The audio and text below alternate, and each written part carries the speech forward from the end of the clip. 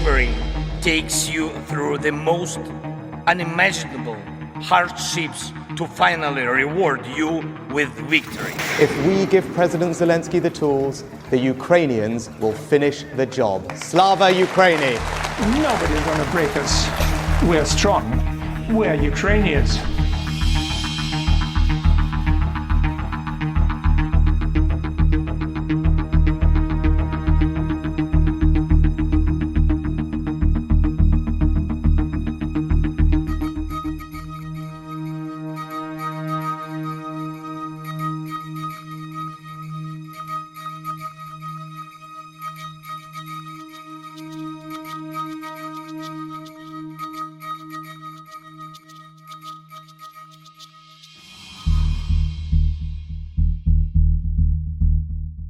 But first, let's start with the military updates from Ukraine. So zooming on the 600-mile front, the main item of movement on the battlefield is that Russia has said it's taken control of Pobeda.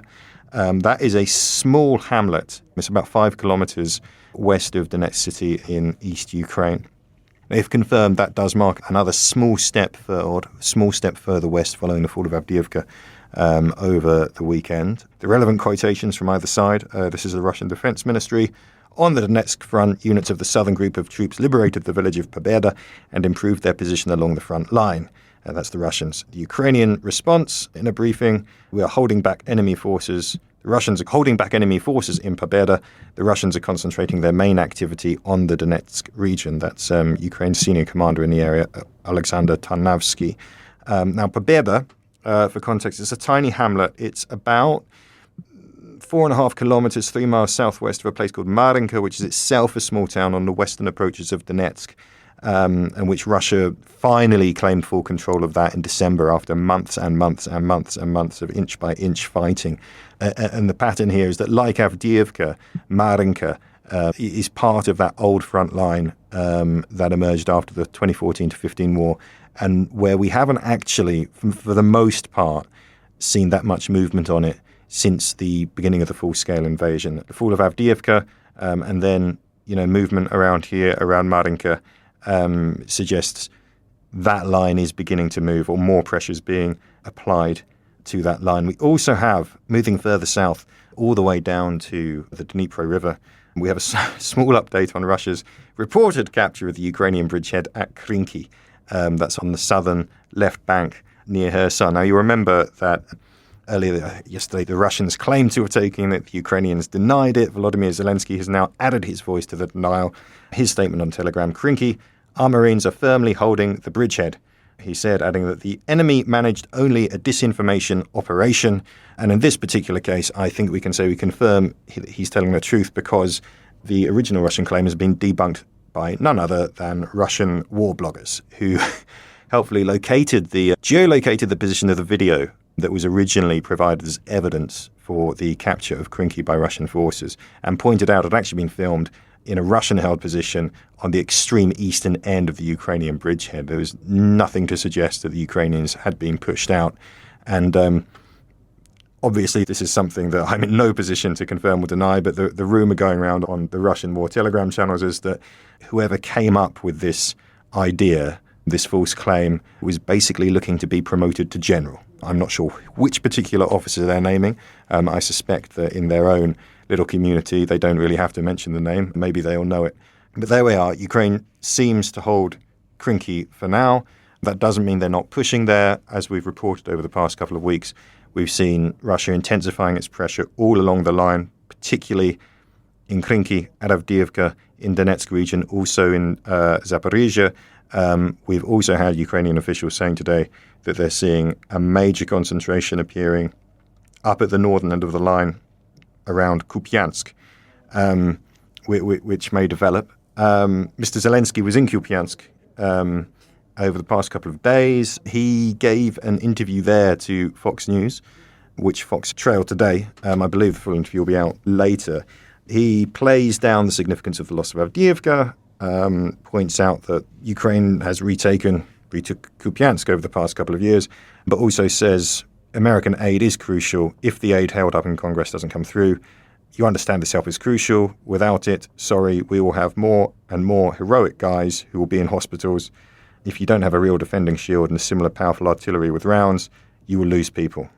And another update on Russian war aims. Dmitry Medvedev, the former president of Russia, has been rambling somewhat to journalists in Moscow this morning. And he said some interesting things about Russia's war aims.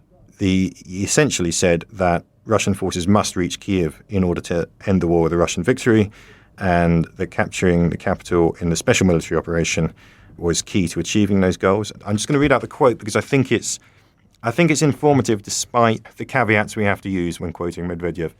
But here's what he said. Where should we stop? I don't know, but I think from what I've said, we're going to have a lot of work to do. Will it be Kyiv?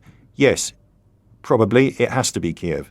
If not now, after some time. Kyiv is a Russian city, and from there is emanating a threat to the existence of the Russian Federation, an international threat. Although it's a Russian town, he goes on and says that it's being controlled by America and so on. He also says that they need Odessa back. Odessa, come home, he said. We've been waiting for Odessa in Russia. This is our Russian city. Now, Medvedev, of course, plays an interesting role in the Russian government because he's a former president. He's obviously quite high up the hierarchy, but he doesn't really carry that much clout, and not that many people take him incredibly seriously, which means he can be used to say things that the Kremlin can very easily walk back afterwards, which is one reason probably why you saw him rattling the nuclear saber so loudly. Some of the biggest, most fieriest threats about Russia using nuclear weapons came from Dmitry Medvedev, probably precisely because it's something the Kremlin can easily wash its hands of. Nonetheless, I think this does chime with current Russian thinking. I'm not sure whether the podcast covered it last week or not, but there was a report by Rutte analysing current Russian war aims just last week, I believe. And what it said was that the current surrender terms kind of being put forward by Russian intermediaries at the moment basically say, we'll give you peace if Ukraine gives up all of the current occupied territory plus Kharkiv and Odessa. So I think there's definitely a consistency of theme here, and we've got to remember that the Russians are definitely feeling more confident at the moment. A couple of other updates. The French say that the Russians threatened to shoot down a French flight patrolling the Black Sea last month when it was in a free international zone on patrol, underlining tensions in the Black Sea. The Security Service of Ukraine says that it's found evidence Russia is using Hwasong-11 ballistic missiles from North Korea, and more than 20 have so far been fired. And you may have seen yesterday, a very thorough Reuters report saying that Russia has received around 400 powerful ballistic missiles from Iran. Now, so far, we haven't had confirmation from the Ukrainians that those have been used in attacks, but the reporting seems pretty solid. It cites a number of sources, including 3 in the Iranian government. So it seems clear that Russia is receiving those munitions from those allies that it began asking for some time ago. That is more or less the military situation today. I'm now going to call on Joe Barnes in Brussels. Please bring us up to date on what's happening around the world, politics and diplomacy today. I will try and speed through, folks, because I'm sure you're all, as I am, really keen to hear from Colin and photographer Julian what they're doing in the Donbas. But we'll start with Britain has backed Dutch Prime Minister Mark Rutte to steer NATO through the threats posed by Donald Trump and Russia as the Western Military Alliance's next Secretary General. So a UK official sort of background briefing to various correspondents, me and Roland basically received briefs at the same time this morning. The Dutch Prime Minister has serious defence and security credentials, which basically give him the authority to lead the transatlantic alliance at what is seen as one of the most turbulent times that it's faced in recent decades. So we've also heard that the US, Germany are backing Mark Rutte's candidacy. So that means he basically could be named as Jens Stoltenberg's successor as early as April the 4th, which is when NATO celebrates its 75th anniversary. And UK, so Lord Cameron and Chipping Norton, the Foreign Secretary, will be meeting his European and NATO counterparts in Brussels on that day. This is what a UK official had to say. The UK strongly backs Dutch Prime Minister Mark Rutte to succeed Jens Stoltenberg as NATO Secretary General. Rutte is well respected across the alliance has serious defence and security credentials and will ensure that the alliance remains strong and ready to defend and deter. So a little bit of background on Mark Rutte, the Dutch statesman. He's been Prime Minister of his country for 13 years or so, but recently, as in last summer, decided to step down and said he wouldn't challenge the election in the Netherlands. He has essentially really been... He had announced his candidacy in November, but it wasn't really taken that seriously until quite recently when Donald Trump suggested that he would not come to the aid of NATO members refusing or not paying the 2% of GDP on defence spending target that NATO has set. And basically, Rutte is seen as, he's got this nickname, much like Jens Stoltenberg, as a Trump whisperer. He's seen as someone who is willing to stand up to Donald Trump. One of the examples used by sources I've been speaking to is when Mark Rutte in 2018 went to the White House. He was having a press conference with Donald Trump, and Donald Trump went off on this almost unhinged rant about how European Union trade policy was anti-American. And Mark Rutte actually interrupted him and said, no, hang on, that's not right. We want to do business with you. We're trying to be good allies here. But he's also, Mark Rutte has gained this nickname Teflon Mark because he's basically seen as a character and a politician who's been able to defy various populist challenges. He's kept Thierry Baudet and Geert Wilders, who are two very popular Dutch populist nationalists. He's kept them at bay for 13 years and basically kept himself in power while being able to be almost a political chameleon. He's been anti-EU when he needs to be. He's been anti-immigration when he needs to be. But he's also known for being able to convince nationalist voters that he is a man that backs them. So in 2019, he basically condemned what he said was a white wine sipping elite for criticising Mr. Trump's attacks on international organisations such as NATO, the EU, and the World Trade Organization. And you'd have heard our reporting on this recently. Mark Rutte's his candidacy has become known as what is a three-pronged plan to Trump-proof NATO ahead of November's US elections. Basically, it's a bid to ensure that more than 18 of the alliance's 31 member states commit to spending 2% on defence, and more emphasis placed on US foreign policy priorities such as China and the Middle East. So a source has been telling us, how do you manage a future Trump presidency? Is basically a combination of flattery and a firm hand. Mr. Rutte and Jens Stoltenberg have shown they are capable of that. So that looks set to happen. Only Hungary and Turkey have really raised concerns, but their opposition isn't seen as insurmountable. But now let's move to other news. We have President Zelensky is reportedly proposing talks with Poland's Prime Minister Donald Tusk and President Andrzej Duda to address the simmering row over grain exports. Interestingly, the talks could symbolically take place on the Ukrainian-Polish border, which has become ultimately the flashpoint in this row. So Polish protesters, truckers, farmers have essentially snarled up the crossing. They've blocked Ukrainian lorries and trains actually from entering Poland because the Poles on the border are essentially upset that Ukrainian grain enters Poland and stays there, essentially being dumped on their market, bringing down domestic prices. So grain is, of course, very, very expensive to move overland. Most grain is traditionally moved out of Ukraine's southern ports, Odessa, but because of the military threat posed by Russia, even though Ukraine has done fantastically to negate that in the Black Sea, a lot is still being moved over land. So Warsaw has been asking for Brussels, the European Commission, for assistance in resolving this row, basically by providing extra cash to help move Ukrainian grain from Poland, where private companies won't do it because it's too expensive, not cost effective, but also to give Poland a series of carve-outs from the rules that give Ukrainian goods unimpeded access to the bloc. So I think that's a really fascinating talks, and the Polish government, even though the Prime Minister and President are from different parties, and Mr. Zelensky get on very well and are seen as very close allies. But now is this row, I won't see as interrupting that alliance, but what it does is it means that both sides have to be seen to put a wedge between them because they have to be batting domestic interests. So it's interesting to see if that could be hammered out.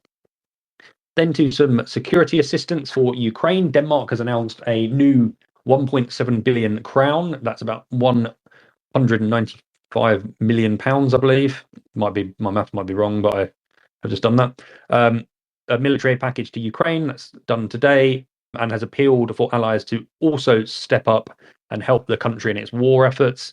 The package brings Denmark's total donations to about 33 billion crowns since the invasion 2 years ago.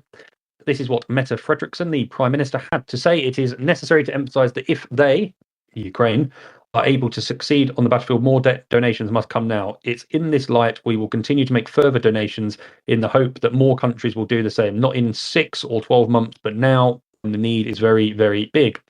So you'll know that Denmark is working together with the Netherlands to deliver F-16s. It's also apparently part of these talks with the Czechs to deliver 800,000 artillery rounds to Ukraine. It's very active. And it's also basically joining the UK, Germany and France in signing 10-year security agreements with Ukraine. And the Danish announcement seems to be somewhat connected to a Swedish announcement earlier this week, which basically said that 7.1 billion Swedish krona, which is about 550 million pounds, will be donated to Ukraine in various weapon systems.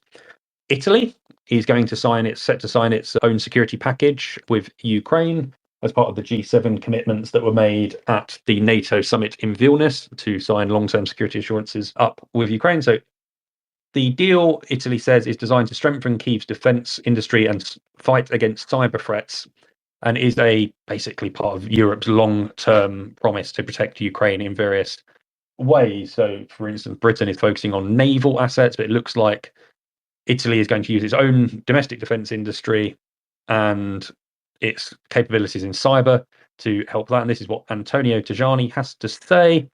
Never before has it been so important to emphasize the will to ensure that the attacked David has the resources to defend himself against the Russian Goliath. Okay, and I'll have one more update from the Kremlin, whose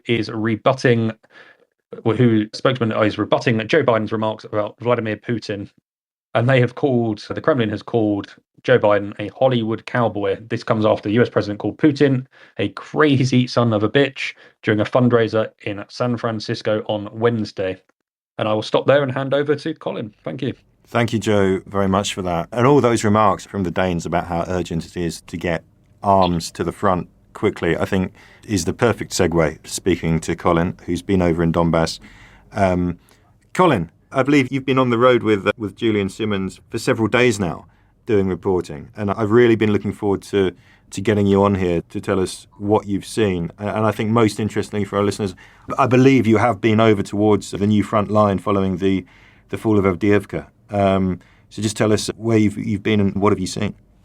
Yes, we spent about the last 3 or 4 days trying to speak to soldiers who've been fighting in or around Avdiivka. And yes, it's an interesting time to have visited. I've been to Ukraine, to this part of eastern Ukraine, numerous times before in the last 2 years. Generally, you nearly always get a fairly upbeat view from the soldiers that you speak to, or certainly the ones that I've dealt with in the past. This time I've noticed a distinct change in the mood, I think it's fair to say. Not everybody, but certainly it's a lot easier now to find soldiers who cast a kind of pessimistic outlook on the war. It's not, they say, due to their lack of fighting spirit. It's just simply that they feel upset that they've not got enough weapons, in particular artillery, but also things like drones and also to some extent lack of troops as well. And there is a distinct sense, while I don't want to sound over pessimistic, there is a distinct sense that the war is not going their way right at the moment. I'll give you an example of what we've been doing in the last couple of days.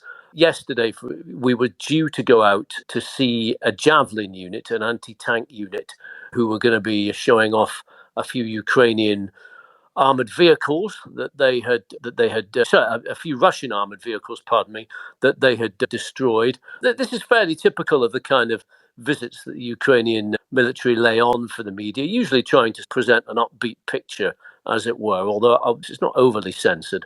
Then at about sort of 9 o'clock yesterday morning, we were told, sorry, that trip's cancelled. The unit you were going to be speaking to got hit, heavily bombed just a couple of hours beforehand at about 6 or 7 yesterday morning. They've suffered quite a few casualties. We can't do that. And then just generally since then, frontline access has got a lot more difficult. You sense that the Russians are pushing on numerous different fronts.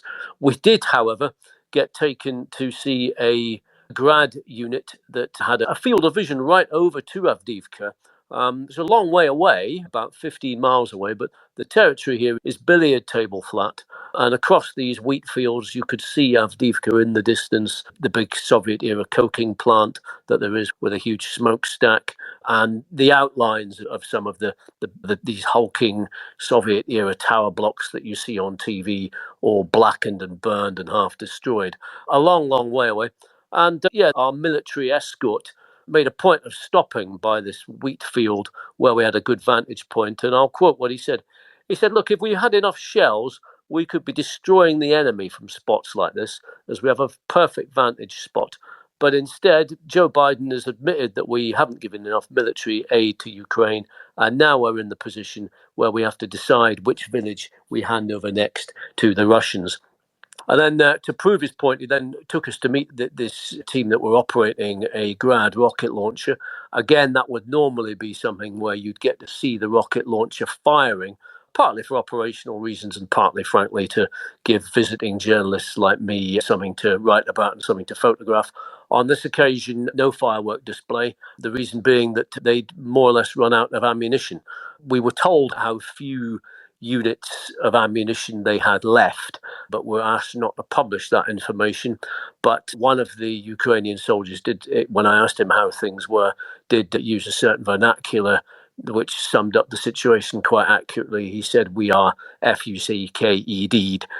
Sorry, did I spell that right? I think you get the gist anyway. He was saying things are not good at the moment. There's no point in being here if they don't have the ammunition to fire their weapons. And elsewhere, we got a very similar picture of people being outgunned, outdroned, outshelled, and just generally a distinctly downbeat portrayal of how the war is at the moment. I mean, it sounds to me like you and I have both been out there multiple times, and you get this kind of, let me grasp for the words here. I mean, the point is, these are not the first time you or I will have heard those kinds of gripes. But it does sound to me like you're sensing that over the graph of the past couple of years, you do sense a distinct deepening of that kind of frustration compared to, I don't know, after the fall of Bakhmut last year, for example, or something like that. Yeah, I would say, I mean, I'm wary of confirmation bias here a little bit. I'd probably come out like any other journalist looking for a certain narrative, which has been informed by events of the last 6 months with Ukraine, the perceived failure of the counteroffensive last year, the fact that we've had the outbreak of war in the Middle East again, flaring up in Israel. That's turned attention elsewhere. And also the prospect of a Trump presidency who, if he gets in, has pledged to cut funding to Ukraine and force them to the negotiating table. So sometimes you have to be wary of not trying to write your own kind of narrative too much and just be persuaded by the facts you see on the ground. But I think it is fair to say that it's a lot easier to find soldiers who are downbeat at the moment. On the other hand, we are in the middle of winter and we are in the immediate aftermath of the Russians retaking a city that the Ukrainians did decide to allow them to take at very considerable cost. I think the estimates are that something like, 17,000, maybe 20,000 Russian troops have died to retake this city of Avdiivka. It's 30,000 people, a tiny little town with a coke plant, an old heavy industrial Donbas city. It's the rough equivalent, I think, of the Russians taking somewhere like Scunthorpe, near where I used to work on my local paper. And no offence to the residents of Scunthorpe, but I don't think anyone who retook Scunthorpe during a war for Britain would exactly think that was the end of the story. So that is, it does need to be put in perspective. And then come the summer, as we've seen before, all kinds of things can suddenly be a game changer on the battlefield. Some of the troops I was speaking to said that one of the things that's really changed at the moment is that the Russians have night vision first-person view drones, these drones that can fly bombs directly down onto troops. The Ukrainians don't have them at the moment. And as long as that imbalance remains, then the Russians get the upper hand quite quickly. But as we've seen in this war, with the technological upper hand can change quite quickly, and if the Ukrainians can find something to plug that or stop that, it may well be that the battle evens up in their favour again. And also the other thing is that when you've covered this war for this long, you realise also that just taking one town like Avdiivka, it may sound significant, it may get a lot of coverage in the newspapers, but it doesn't lead to an immediate Ukrainian rout of hundreds of thousands of troops, nor does it happen when the Ukrainians do it the other way around. They simply move a few miles down the road. It's not a sort of sudden crumbling of the defensive lines. But yes, definitely not a very upbeat picture at the moment. Thank you very much, Colin. I'm just going to bring in Joe in a second, because I think he has some questions, but you were just addressing a question I was about to ask you, which was that there's been a lot of speculation about where will the new front line be? Have the Ukrainians prepared an adequate front? I take it from what you just said there that actually it currently seems relatively stable. You've got a sense of where the line is stabilising following this battle, or did things still seem fairly fluid? It's hard to say, really. I mean, we're not getting within much more than 15 miles of where Avdiivka actually is. And so I would be lying if I really sensed I knew, like some general, what exactly was going on immediately outside the city. But certainly you've not seen I certainly haven't seen large convoys of troops fleeing down a road or anything like that, like you might expect to see a retreating army doing a Pathé newsreel or anything of that sort. I think it's a strategic withdrawal to some extent, having exacted a pretty fearfully high price from the Russians in much the same way as they did in Bakhmut. The problem, though, of course, is that despite the widespread predictions that very high troop losses would eventually cause Russia problems, that doesn't seem to have happened. And that was something that General Zaluzhny, the outgoing general who was removed from his post just a few weeks ago, he said that was one of his miscalculations. He expected that by making Russia bleed heavily, that would eventually sap Russian resolve, or Mr. Putin's resolve. And as we've seen, no such thing has happened, unfortunately. Thank you, Colin. Joe, I think you have a question for Colin? Yeah, a couple of questions. Hi, Colin. Good to hear from you. Hi. As always. Well, it kind of follows on from what Roland was saying. Were you seeing defensive infrastructure like concrete bollards, stuff to build trenches with, being taken towards the front? Because one of the criticisms with the withdrawal from Avdiivka is basically, yes, the Ukrainians didn't have enough ammunition. That's probably the key driver of that withdrawal. But also, they hadn't prepared adequate sort of defensive fortifications.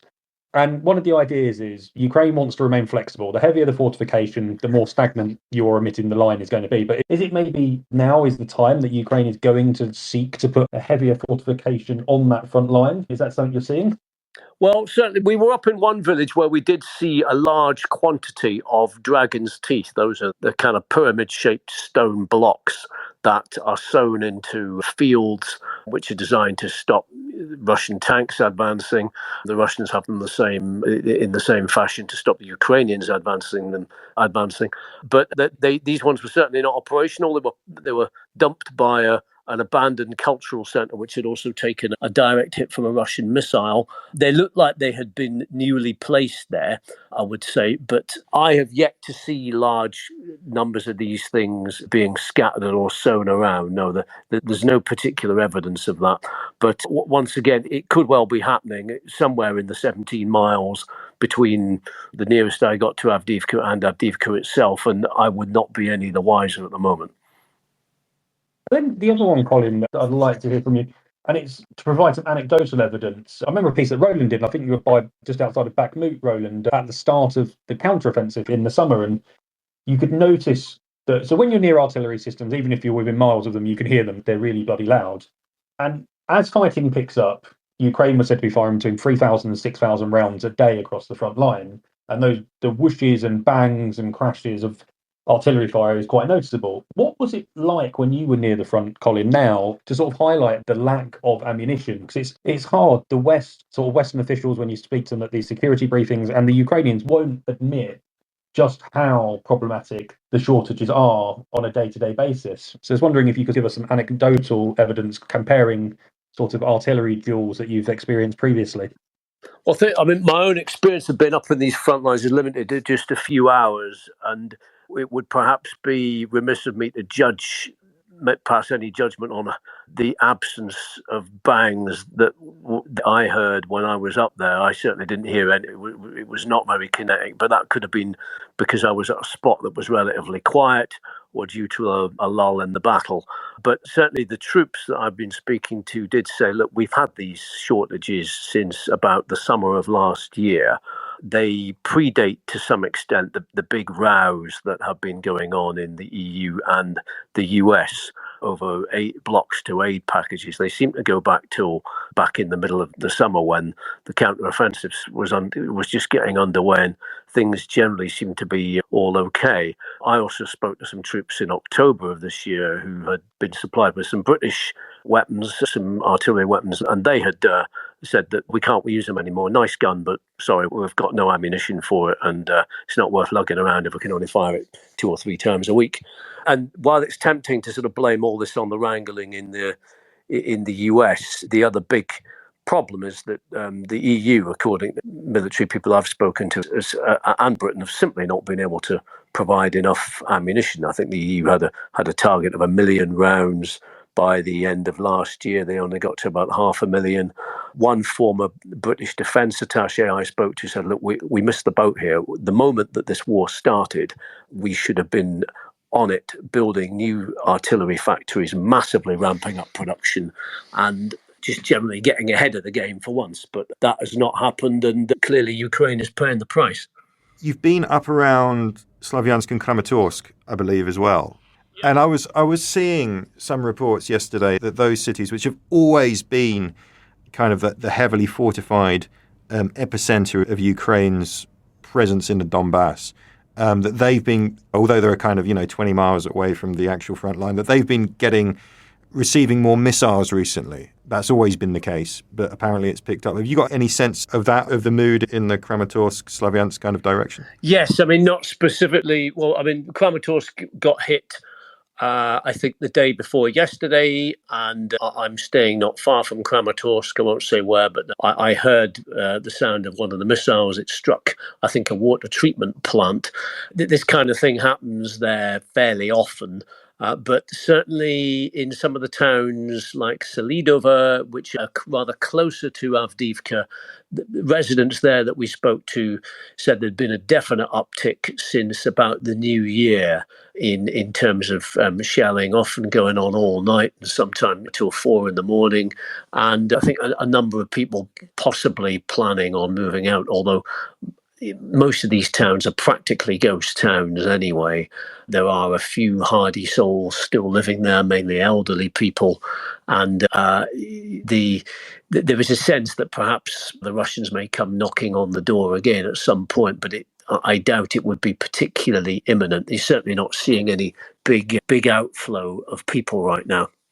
Although there are something like 700 people still living in Avdiivka itself, local residents who've just stayed there the whole time. We spoke to one rescuer a couple of days ago, actually, part of a police unit of volunteer rescuers who've been picking people up from Avdiivka. And he told an interesting story, actually. He said that one local family that he rescued, who was full of thanks for him at the time, they've since surfaced on Russian TV. They've obviously made it from the Ukrainian side of the border over to the Russian side. And rather than thanking him, they were slagging him off and saying they were plucked away from the town by some fascist, and are very glad now to be safely back in the bosom of Mother Russia. His view was, well, never mind, at least I got the kids out. But that shows you to some extent the conflicting loyalties, I think, of some of the people in this part of the world. Have you had any sense of what's going over towards the kind of Bakhmut, Chasiv Yar direction? And I'm asking that partly because I'm so familiar with it, and I think we've all passed through that area at certain points, but also because there have within these reports, this narrative of Russian pushing along the front line, there have been a couple of suggestions that the Russians are making a more concerted push to get into Chasiv Yar at the moment. Any sense of the dynamics in that area? one sense of the dynamic, which was that we hope to go to Chasiv Yar, and we've been told we can't because it's too hot, as in too active, too much fighting there. Last time I was here, I think we went, and the time before, this time it's off limits. Yeah, I think that would suggest that the Russians are trying to push down into there quite a bit, yeah. Coming up, I ask Joe and Colin for their final thoughts. Joe, if you're still there, do you have any final thoughts? Yeah, I do. And I'm going to stick on the NATO trend. So Jens Stoltenberg's given quite an interesting interview to Radio Free Europe, Radio Liberty, where he has essentially said that Ukraine is right to strike Russian military targets outside of Ukraine. He's basically suggesting that Ukraine is well within its rights when it's using NATO standard weapons gifted to it by NATO allies to hit targets inside Russia. The Brits, I think, said this, and I remember writing it was actually James Heapy when he was a defence minister, said this in April 22. But NATO has always been a lot more cautious, and you'd note the Americans and Germans, I believe, don't say or use the same sort of language. But for Jens Stoltenberg, who has always seemed to be cautious and basically suggests that NATO is not involved in any kind of conflict with Russia, which is accurate, but it's a narrative that the Russians and the Kremlin always try to spin. So I think it's interesting that he has essentially escalated his rhetoric on this. And I will read his quotes.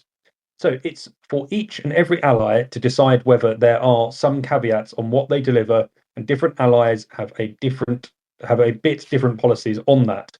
But in general, we need to remember what this is. This is a war of aggression by Russia against Ukraine in blatant violation of international law. And according to international law, Ukraine has the right to self-defense. And that includes also striking legitimate military targets, Russian military targets outside Ukraine. That is international law, and of course, Ukraine has the right to do so to protect itself. It's an interesting step up of rhetoric.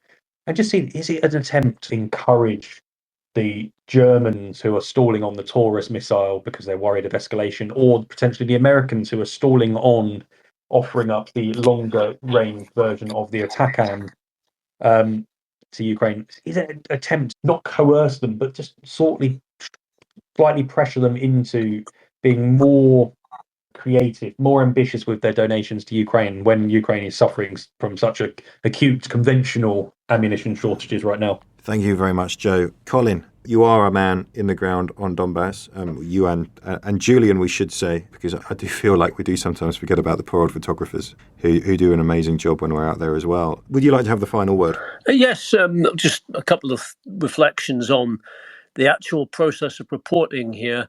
Quite often when we're here, we sometimes rely to some extent on official access to the soldiers, which when things have been going better here, that's never really been a problem. But on this occasion, we've done a lot more unofficial interviews with soldiers just off the record as they're standing by the roadside and things like that. I think that the fact that a lot of them does suggest that things are going hard. When things are going well, they tend to be a little more reticent, actually, and observant of rules about who they talk to when.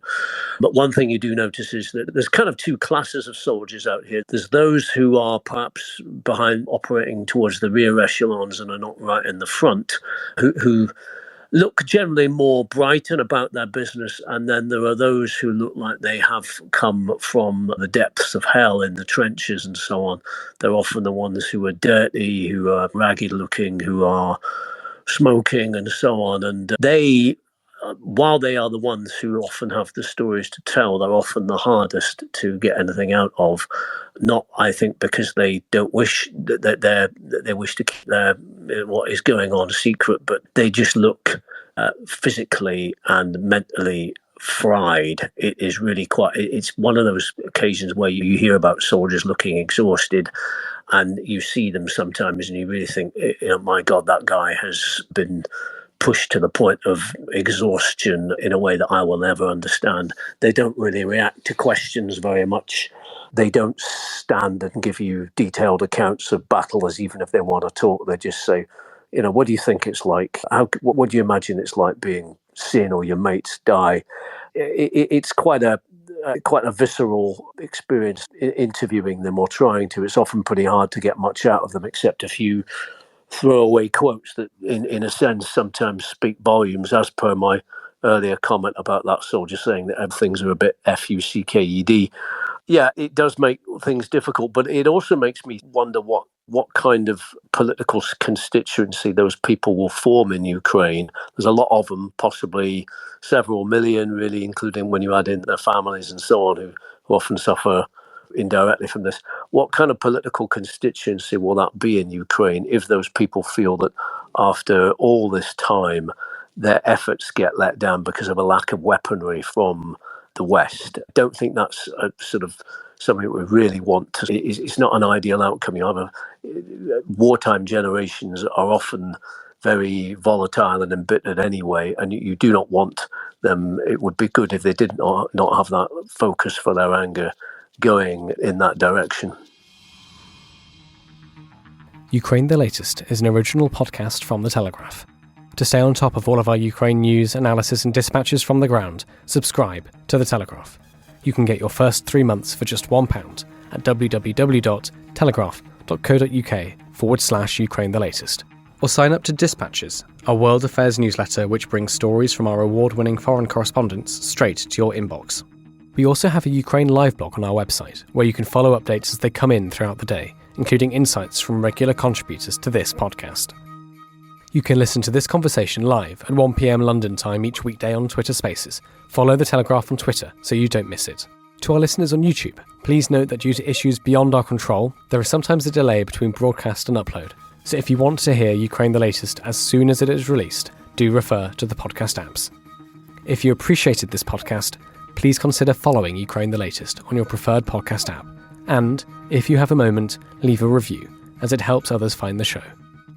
You can also get in touch directly to ask questions or give comments by emailing ukrainepod@telegraph.co.uk. We do read every message. And you can contact us directly on Twitter. You can find our Twitter handles in the description for this episode. As ever, we are especially interested to hear where you are listening from around the world. Ukraine the Latest was produced by Giles Gear, and the executive producers are David Knowles and Louisa Wells.